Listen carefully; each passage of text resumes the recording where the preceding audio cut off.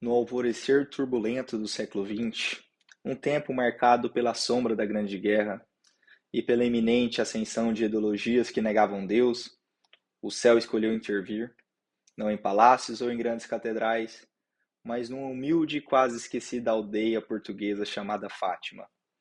Um nome que, por si só, carrega ecos de uma história profunda e complexa, recuando os séculos até o tempo da reconquista cristã na Península Ibérica. Encontramos a origem deste topônimo. Conta a lenda, não confirmada historicamente, mas persistente na tradição popular, que o nome deriva de uma bela princesa moura, Fátima, filha de um emir local, capturada por um cavaleiro cristão, Gonçalo Hermigues, conhecido como Traga-Mouros. Ela ter-se apaixonado por ele, convertido ao cristianismo e adotado o nome de Oureana ao ser batizada. Antes de casar com o cavaleiro, a região onde viveram teriam recebido o nome de Ourém, as terras que lhe foram dadas como dote, o nome de Fátima. O ironia da providência, talvez, que um lugar batizado em honra de uma figura ligada ao Islã, Fátima também é o nome da filha mais querida de Maomé, viesse a tornar-se o palco de uma das mais significativas aparições da Virgem Maria, a mãe do Redentor. Foi ali, nessa terra de nome singular, que no século XX desenrolou-se um drama divino que não apenas abalaria Portugal, mas deixaria uma marca indelével na própria história do mundo. Prepare-se para mergulhar na história das aparições que trouxeram uma mensagem de esperança, advertência e misericórdia.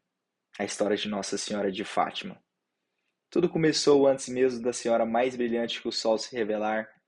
Em 1915, três crianças simples, Lúcia dos Santos, com seus 8 anos, e seus primos ainda menores, Francisca e Jacinta, enquanto cuidavam de seus rebanhos nos campos da Cova da Iria, tiveram um vislumbre do sobrenatural, uma figura etérea, como uma estátua de neve, banhada pelo sol, apareceu-lhes.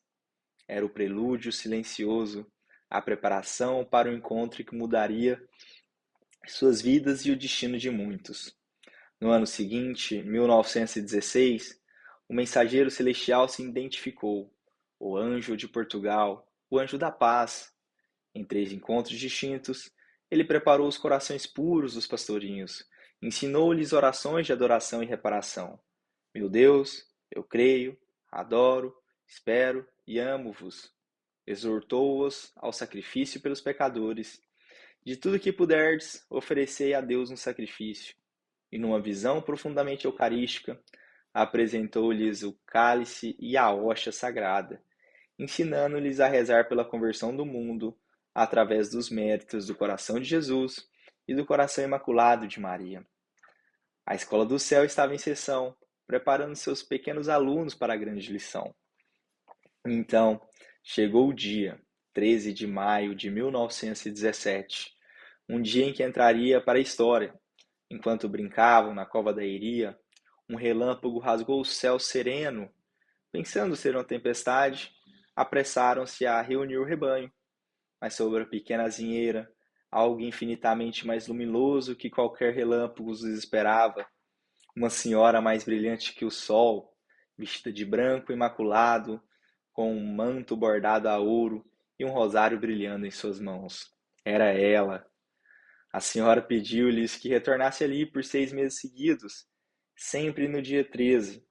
Prometeu revelar sua identidade e seu desejo, e fez a pergunta crucial, o convite ao heroísmo. Quereis oferecer-vos a Deus para suportar todos os sofrimentos que Ele quiser enviar-vos, em ato de reparação pelos pecados com que Ele é ofendido, e de súplica pela conversão dos pecadores? A resposta, vinda da boca de Lúcia, mas ecoando no coração dos três, foi imediata e total. Sim, queremos. A Virgem advertiu: ides, pois, ter muito que sofrer, mas a graça de Deus será o vosso conforto. O pacto estava selado. 3 crianças aceitavam carregar o peso do mundo em seus ombros frágeis. A notícia, como folha em palha seca, espalhou-se. Em junho já eram 50 os curiosos. Nossa Senhora revelou o destino próximo de Francisco e Jacinta. O céu os aguardava. Mas Lúcia permaneceria, com a missão: estabelecer no mundo a devoção ao seu Imaculado Coração. O meu Imaculado Coração será o teu refúgio e o caminho que te conduzirá até Deus, uma promessa de amparo em meio à futura solidão. Júlio trouxe consigo 5.000 peregrinos e o coração da mensagem, o segredo de Fátima, uma visão aterradora do inferno, para mostrar o destino dos pecadores impenitentes. O anúncio de uma guerra ainda pior, caso a humanidade não se convertesse, e a profecia sobre a Rússia, que espalharia seus erros pelo mundo, causando perseguições à igreja, mas também a promessa consoladora. Por fim, o meu Imaculado Coração triunfará. A Virgem ensinou-lhes a oração que ecoaria por gerações após cada mistério do terço. Ó meu Jesus, perdoai-nos, livrai-nos do fogo do inferno. A fé atraía, mas também provocava a fúria do mundo. Em agosto, as autoridades anticlericais intervieram. O administrador de Ourém, Arthur Santos, sequestrou os pastorinhos, prendeu-os, interrogou-os, ameaçou-os com a morte em óleo fervente se não revelassem o segredo. Mas aquela fortaleza, sustentada pela graça, foi inabalável. O segredo permaneceu guardado. Dias depois, nos Valinhos, a senhora apareceu novamente, prometendo grande milagre para outubro, para que todos acreditem.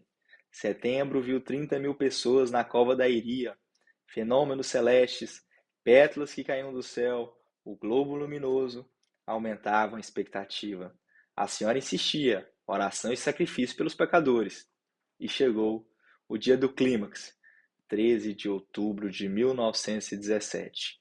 Uma multidão imensa, entre 50 e 70 mil almas, enfrentava uma chuva torrencial.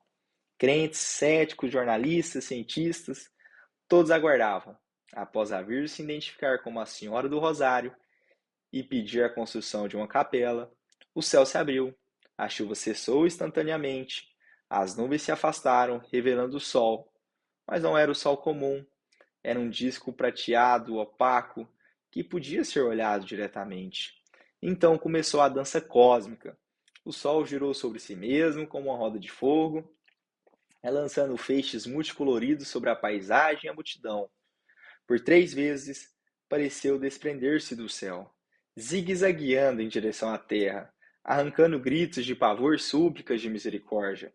Muitos pensaram ser o fim do mundo, e, tão subitamente quanto começou, o fenômeno cessou.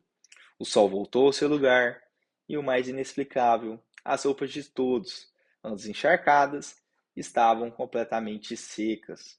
O milagre do sol, um selo divino sobre a mensagem de Fátima, testemunhado por dezenas de milhares, impossível de negar. A missão pública dos pastorinhos chegava ao fim, mas a mensagem apenas começava sua jornada. Francisco e Jacinta, consumidos pelo amor e pelo sacrifício oferecido, partiram cedo para o céu, como a Virgem prometera, em 1919 e 1920. Seus corpos, especialmente o de Jacinta, encontrado incorrupto anos depois, testemunha a santidade vivida em tão tenridade. Lúcia, a guardiã da mensagem, viveria uma longa vida religiosa, primeiro como Doroteia, depois como Carmelita, continuando a receber comunicações celestiais sobre a devoção reparadora dos 5 primeiros sábados e a consagração da Rússia. As virtudes dessas crianças são um espelho para nós, a fé simples e inabalável de Lúcia, a piedade contemplativa de Francisco, que queria consolar nosso Senhor, a compaixão ardente de Jacinta pelos pecadores e pelo Santo Padre. Sua coragem diante das ameaças, sua generosidade no sacrifício, sua obediência à mensagem do céu, eles mostram que a santidade não tem idade e que Deus escolhe os pequenos para confundir os grandes. A devoção ao Imaculado Coração de Maria, cerne da mensagem de Fátima, não é uma devoção sentimental, mas um chamado urgente à reparação e à consagração. É reconhecer que o coração da mãe está unido ao do filho na obra da redenção. É que através dele encontramos refúgio seguro e caminho para Deus, a consagração da Rússia e do mundo, pedida insistentemente e finalmente realizada por São João Paulo II, é vista por muitos com o cumprimento da profecia e o início do triunfo prometido. O impacto de Fátima na história mundial é inegável, num século marcado por guerras mundiais, pelo avanço do comunismo ateu e por perseguições à Igreja. Fátima ergueu-se como um farol de esperança e um chamado profético à conversão. O terceiro segredo, com sua visão do bispo vestido de branco martirizado, ecoou tragicamente no atentado contra São João Paulo II, ele mesmo, um papa profundamente mariano e devoto de Fátima. Hoje, mais de um século depois, a mensagem de Fátima continua a ecoar com força profética. O apelo à oração do rosário, à penitência pela conversão dos pecados, à reparação ao Imaculado Coração de Maria. A consagração pessoal e coletiva são caminhos seguros em meio às tempestades do nosso tempo. Fátima nos lembra que a história não é um caos sem sentido, mas um palco onde se desenrola a batalha entre a graça e o pecado, entre a mulher vestida de sol e o antigo dragão. E a promessa final permanece: por fim, o meu imaculado coração triunfará. Que possamos, como os pastorinhos, responder com generosidade ao chamado do céu, encontrando no coração imaculado de Maria nosso refúgio e nossa esperança. Aqui em casa nós possuímos uma grande devoção a Fátima e uma das imagens que sempre está por aqui, maravilhoso, lindo e perfeito. Nunca se fala demais de Maria.